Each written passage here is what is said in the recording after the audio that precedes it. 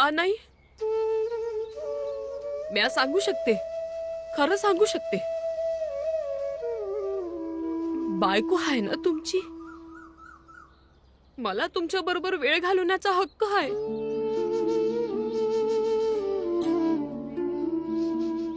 तुम्ही तर नेहमी कामासाठी तत्पर राहिले. माझ्या समोर शिपाई नंतर सुभेदार झाले आणि मग सुभेदार नंतर रिटायर्ड सुभेदार रामजी सकपाळ. आता वाटतं आहे की म्हातारपणात थोडा वेळ तुमच्या बरोबर घालव.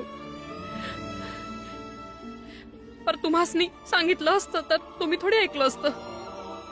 उलट मला समजवलं असतं. भीमाबाई,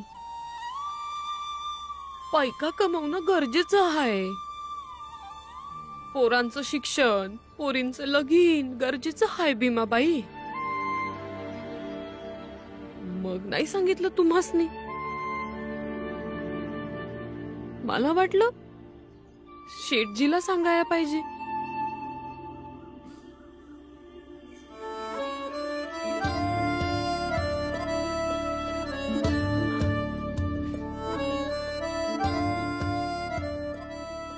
कोण म्हणतं की तू म्हातारी झाली आहेस आणि म्या बी म्हातारा झालो आहे. आता तर आयुष्य सुरू झालं आहे. अजून लय जगायचं आहे. अजून 100 वर्ष जगायचं आपण.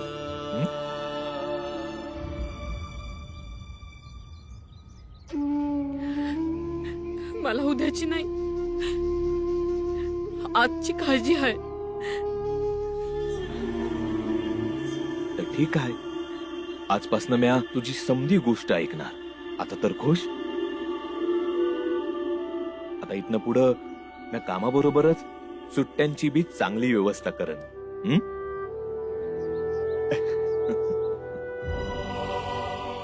आता तर हस भीमाबाई. खुश हो.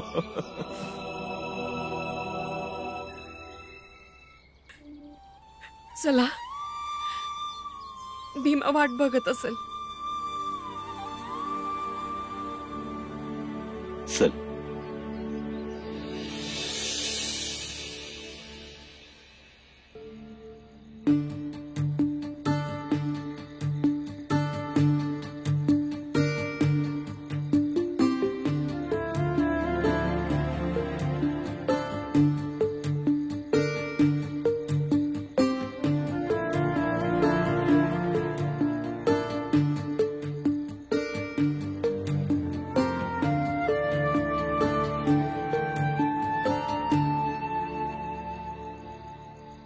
आनंदादा, झोपलायस काय? आनंदादा, झोपलायस का तू? तर डोळे उघड ना. तुझं पुस्तक कुठं आहे? पुस्तक कुठं आहे? हा झोपणार. तुम्हाला काय करायचंय? झोप. अभ्यासाचं नाटक नको करू. करणार नाटक. जसं माझं मन करल तसं नाटक करल मी. तुम्हाला काय करायचं आहे? चला निघा इथून. ज्याची परीक्षा जवळ आहे तो जसं झोपणार तर झाली परीक्षा. तू गप बस, समजलं ना? नाही पण ठेवणार. पण तुम्ही आई आणि बाबासनी काय बी सांगू नका. आम्ही सांगू. नाही, मला अभ्यास नाही करायचा तर मग का मागे लागलात माझ्या? तुला करावा लागणार अभ्यास. आता तू माझी आई होणार नाही. जेव्हा आई येईल ना तेव्हा तिला सांगेन मी. तू बी लई बोलत आहे. तू तर अशी बोलत आहे जशी काही लई शिकली आहेस तू. आनंद, काय चाललंय तुम्हाला? समजायचं. सोड बघू.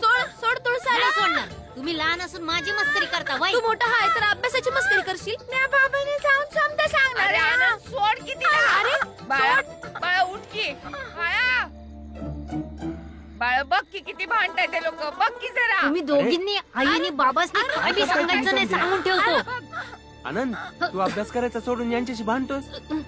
सोड तिला, सोड. बा दादा, तू मध्ये नको येऊ. मला अभ्यास करायचा असेल तर मी करल, नाही करायचं असेल तर नाही करणार. तू कोण होतोस मला सांगणारा? तुझा मोठा भाऊ आहे म्या. स्वतः तर शिकला नाही, धाराडूर झोपला होता आणि मला कशा काही भाषण देतो. आता तू माझ्याशी असं बोलणार आहेस? काय करताय तुम्ही? बाळा, मी तुला सांगितलं त्यांना सोडव. त्यांची भांडणं तर तूच भांडायला लागला. सांगशील? सोड त्यास नाही. सोड. अरे काय करतोयस तू? अरे तू अभ्यास करत होतास ना? अरे असं भांडतोस का? सोड. अरे सोड. सोडा, एक दुसऱ्यांना सोडा.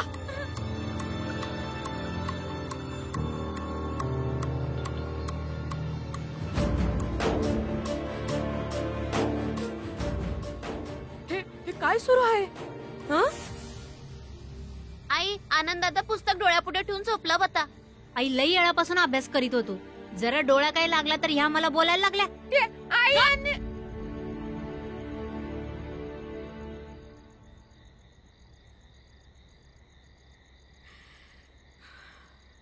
असं कुत्र्या मांजरावानी भांडणार वय तुम्ही?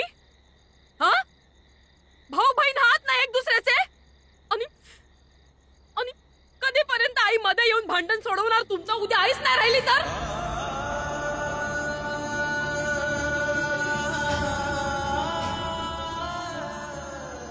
पर आई मी तर काय बी नाही केलंय. मी झोपलो होतो. तू तू आज त्याला विचार ना. आई माझा डोळा लागला अनम्या. गप. ठीक आहे, आता पुढे आम्ही आनंद दादाला काही बी नाही म्हणणार. ठीक आहे. आता एक दुसऱ्या बरोबर कुणी बी बोलायचं नाही. भीमाबाई, अगं अजूनही लहान आहेत. नाही,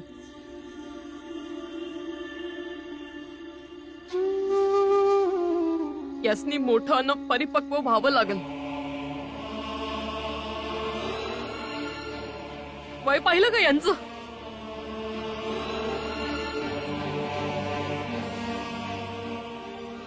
समदेजण कान उघडे ठेवून ऐका. आतापासून आता कोणी बी कोणाशी बी कशा बी प्रकारचं काहीच बोलणार नाही.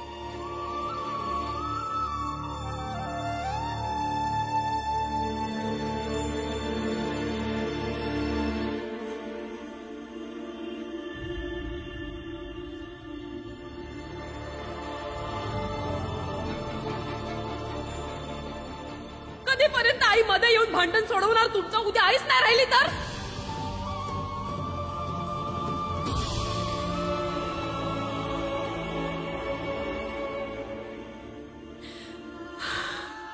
तू बरी नाहीयेस आणि तुला बरं वाटूही शकत नाही.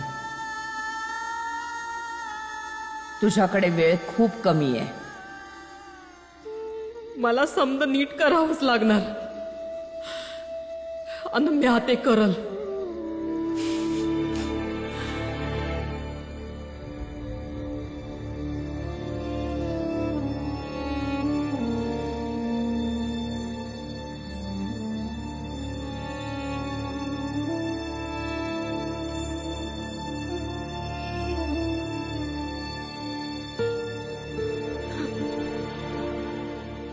आला आपल्या भावा बहिणीची वकिली कराया.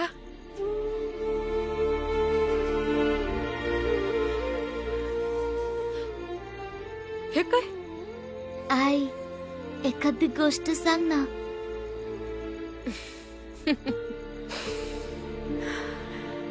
गोष्ट सांगू? कोणती सांगू? कुठली बी सांग.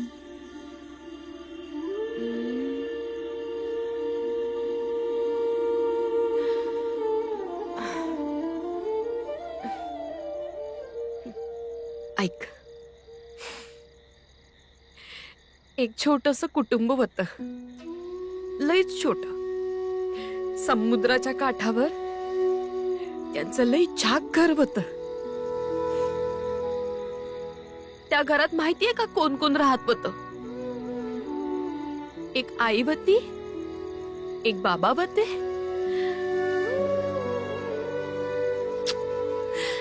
आणि त्यांचा एक लई गोड पोरगा होता. आई बाबा ना आई आई पोराला लई हसवत होते. आणि ते पोरग बी ना आपल्या आई बाबाला लई हसवत होता. मस्त हसत खेळत त्यांचं आयुष्य जात होत. त्याचे बाबा आहे ना, ते व्यापारासाठी नेहमी बोटीमधून समुद्रातून येत जात होते. अन आई स्वयंपाक करत होती, कापड धुत होती, लई झाक घर सांभाळायची ती तिचं. पर एक दिस ना, एक दिस अचानकच त्या समुद्रात वादळ आलं, लई मोठं वादळ. अन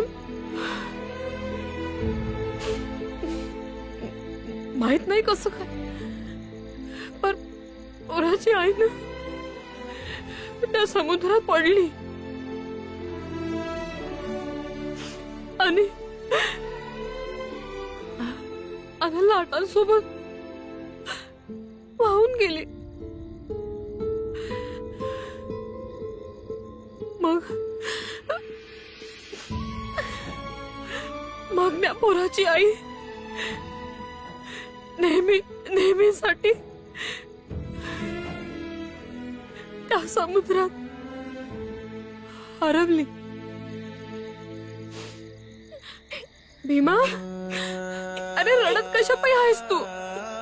भीमा, अरे मी आता गोष्ट सांगत होती, तू का रडत आहेस? गोष्ट आहे बाळा. असं खरंच थोडी ना झालं होतं. आई, ते मुलगा आपल्या आईशिवाय कसं जगणार? तो तर मरून जाईल.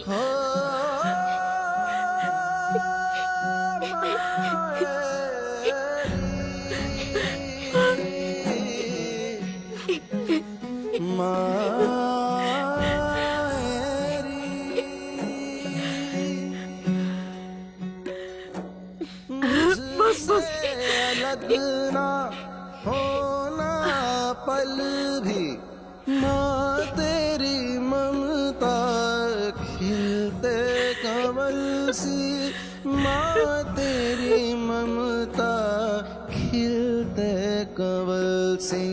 मेरा माथा चूमे मेरी फिक्र बुन ले हो, मेरे सर की बलाएं मेरी माँ चुन ले.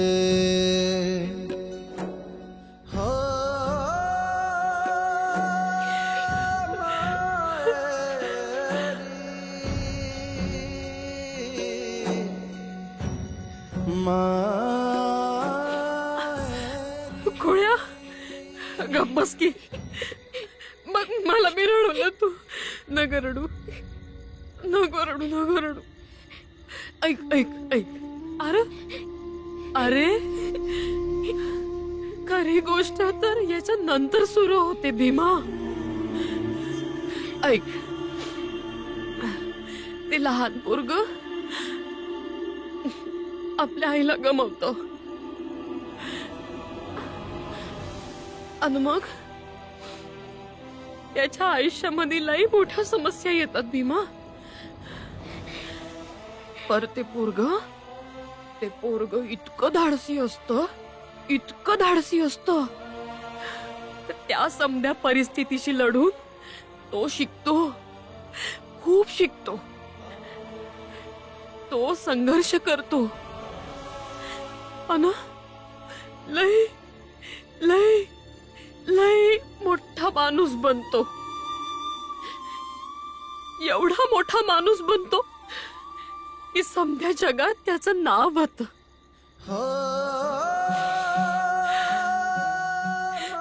सांग मला, धाडसी पोरग होतं ना हे?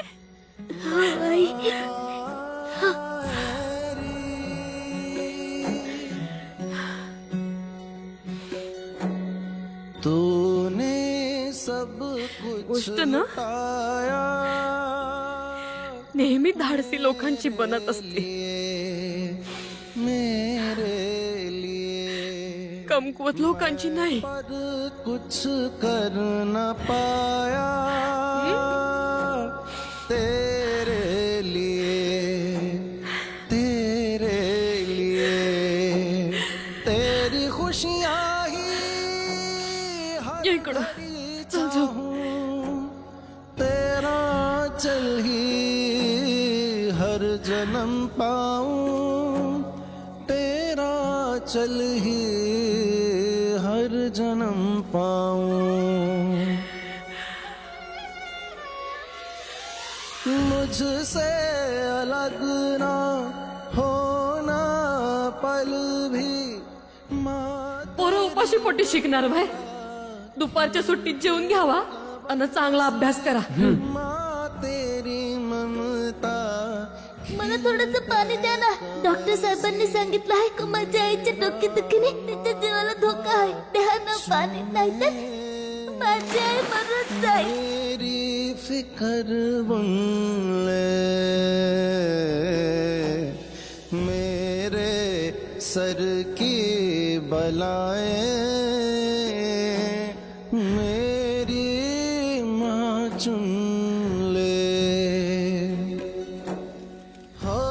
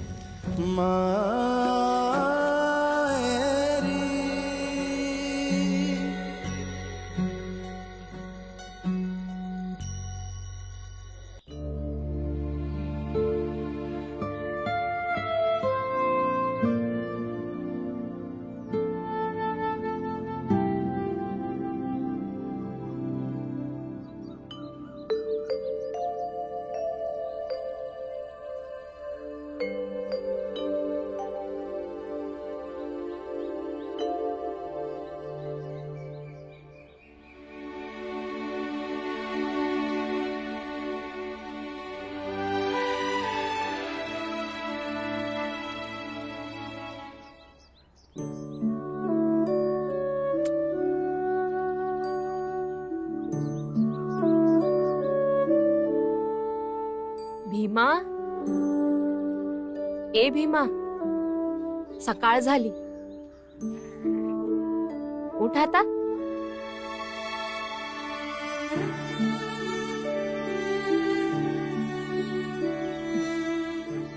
शाळेत जायचं नाही भाई? हो, जाईन ना आई.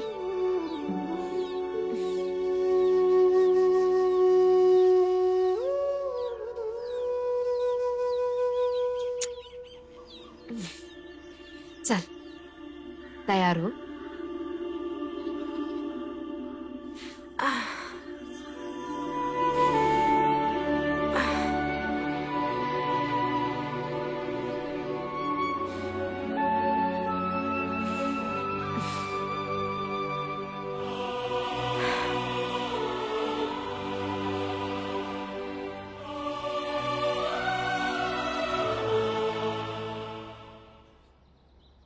तुळसा, तू भांडे घास, तिथपर्यंत मी घर साफ करते. काय सुरू आहे हे? समजत नाही तुम्हासनी? एकदा सांगितलं बोलायचं नाही म्हणजे बोलायचं नाही. बाळा दादा, जेव्हा तू माझ्या बाजूने येशील तर माझ्यासाठी मिठाई घेऊन ये. कळत नाही तुम्हासनी? हा? किती वेळा सांगू, एक दुसऱ्या संग नाही बोलायचं आहे. भीमाबाई काय झालंय तुला? मी ठरवलं आहे की पोरं एक दुसऱ्या संग नाही बोलणार म्हणून. भीमा, तू आणि आनंद एक दुसऱ्या संग शाळेत जायचं नाही. तुम्ही दोघांनी घरातली काम सोबत करायची नाही. तू नाही आणायची यांच्यासाठी मिठाई. आणि भीमा, तू कोणाला बी समजवायला जायचं नाही. विषय संपला. समजे गप बसा आता.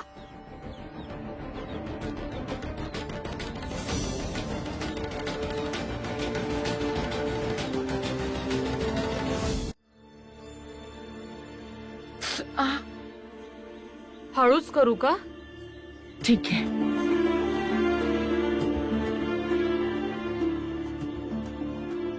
अगं वहिनी, पोरांकडनं चूक झाली. याचा अर्थ असा नाही ना की तू त्यांना एकमेकांशी बोलूच देणार नाहीस. कुणाला बी बरं वाटत नसेल.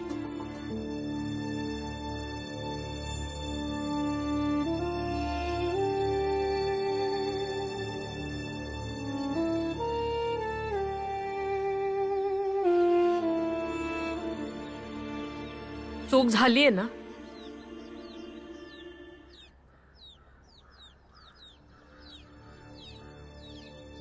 तर जोवर त्यांची चूक झाली त्यांना हे कळत नाही, हे असंच राहील. अगं पर अजून लहान आहेत ते. आणि तुला असं वाटतंय की त्यांनी लगेच मोठ्यांसारखं वागावं. आईला अचानक काय झालं? काय संकट तर येणार नाहीये ना?